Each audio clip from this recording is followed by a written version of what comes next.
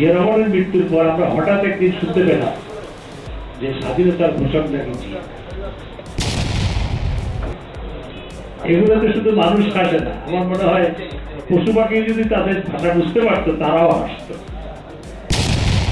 আর জিয়া রহমান চার দেয়ালের মধ্যে থেকে প্রহরী পরিবেষ্টিত অবস্থায় স্বাধীনতার ঘোষণা পাঠ।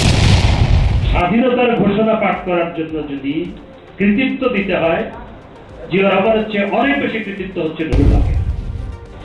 জিয়া রহমান জীবদ্দশায় কখনো দাবি করেন নাই যে তিনি স্বাধীনতার ঘোষণা দিয়েছেন।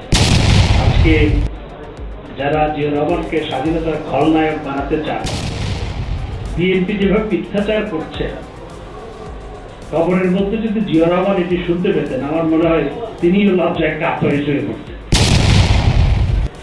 কারণ তিনি কখনো এই ধরনের দাবি করেন না।